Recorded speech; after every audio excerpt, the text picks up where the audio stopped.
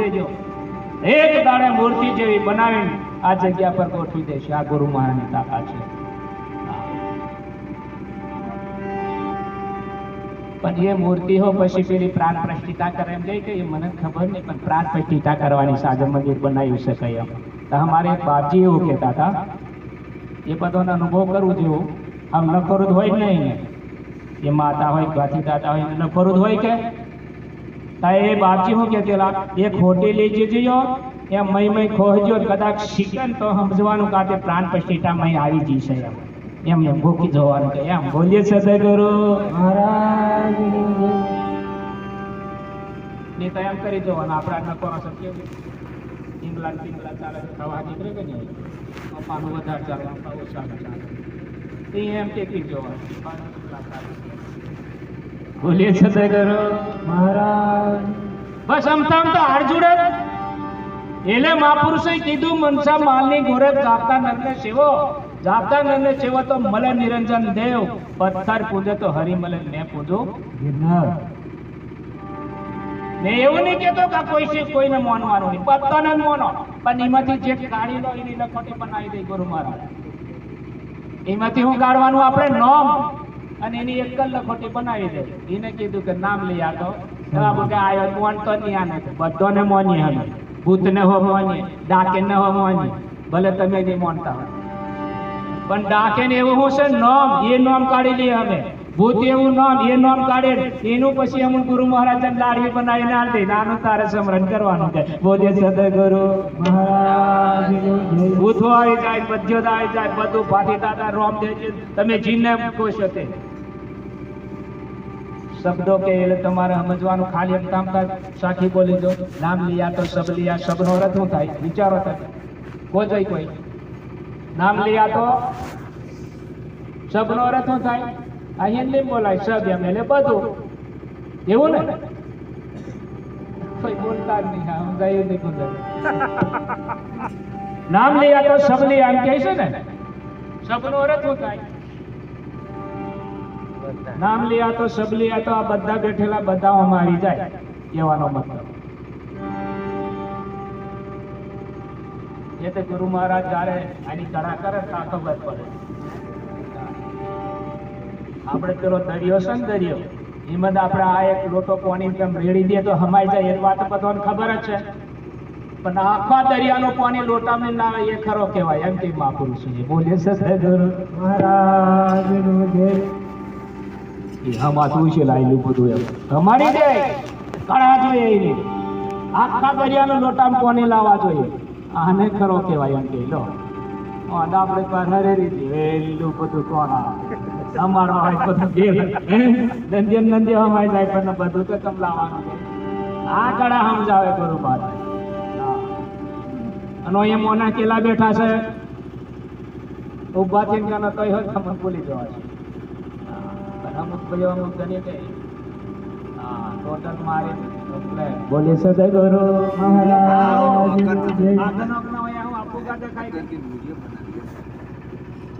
ઉગા દેખાય ને, દેખાતા હોય તો હજુ મહાપુરુષો ના પાડે છે. એકલો નહીં, જે સમજેલો છે એને દેખાય. કેલા ઉગા છે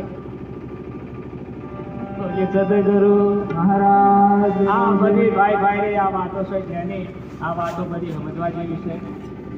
કોકને એવું લાગે પેલું એક ભજન છે, જ્ઞાની લોકો મગ્ન થયા અજ્ઞાનીને ચડે છે રીસ. આંખોમાં ઝેર વાથી ભરે એ જગતના ઉતરે ભાવ. એટલે આ વાતો જાણવા માટે કોશિશ કરીએ. આગળ શું કહેશે બાપુ? નહીં બનાવ્યો રેકોર્ડિંગ. હે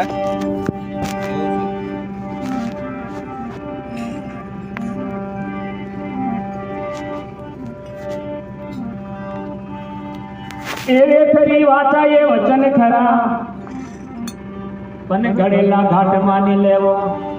આ વચન પ્રમાણે અંકાય છે, ભલે સાચા માની લેવો.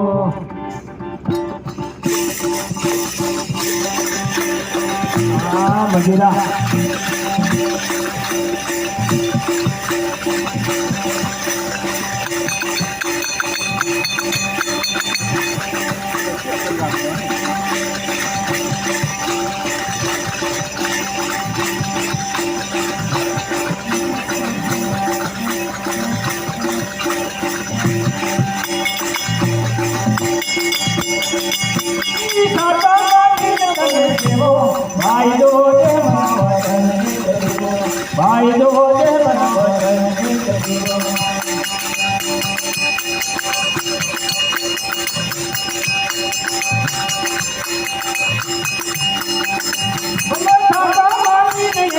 દેવો ભાઈઓ દેહમાં વચન એક દેવો ભાઈઓ દેહમાં વચન એક દેવો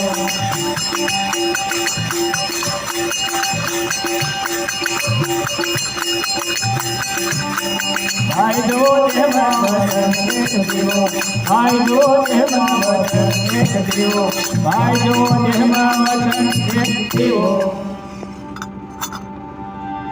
વેખરી વાચાએ વચન ખરા પણ ગળેલા ઘાટ માની લેવું વચન પ્રમાણે અંકાય છે ભલે સાચા માનીને તમે સેવો પણ આજે જે કંઈક અમારે વિપિનભાઈ કદાચ ફોન દ્વારા કદાચ એમને વોટ્સઅપ દ્વારા જે કંઈક પહોંચાડ્યું અને હોંભરીને આવ્યા અને જે હા કીધું તે પણ અહીંયા પહોંચ્યા એ નિબલિયારી કહેવાય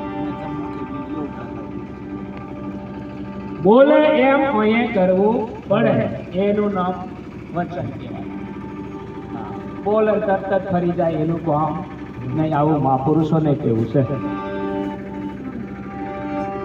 એટલે પહેલું આપણે કોઈ બી ગુરુ મહારાજ શબ્દ આલે એ શબ્દને ખૂબ આપણે ધ્યાન રાખવું પડે વિશ્વાસ રાખવો પડે હા એક આવો ભજન સત્સંગ હતું એ ભજન સત્સંગની અંદર એક આવા અમારા વડીલ હશે એ વડીલ કે આપણા બધા ભગત થઈ ગયેલા અહીંથી તમે સુરસોર્ય કરો એની ચાલે વડીલ હતા તાકે વાંધો નહીં બાપુ તમે કહેતા હોય તો બની ગયા આપણે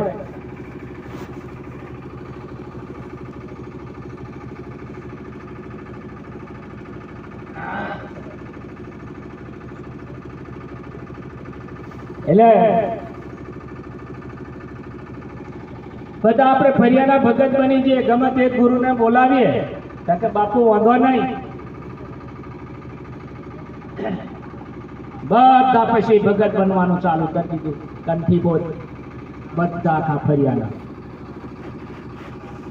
માજી એક બેઠો બેઠો જોતો હતો છેલ્લો બેહરેલો કારણ કે હા બધા ભગત બની જાય કે હા મારે શું કરવાનું તો મેં હું ભગત બની જમન કે એમ પણ કે સારા બધા ભગત બન્યા પણ એ ગજામથી હું કઈ 10 રૂપિયા 5 રૂપિયા કઈ ગુરુ મહારાજને દક્ષિણા કરી પણ મારી જોડે પૈસા છે નહીં તો મારે કઈક તો દક્ષિણા કરવું પડે ને તો માજીને હું હતું એક વાડી હતી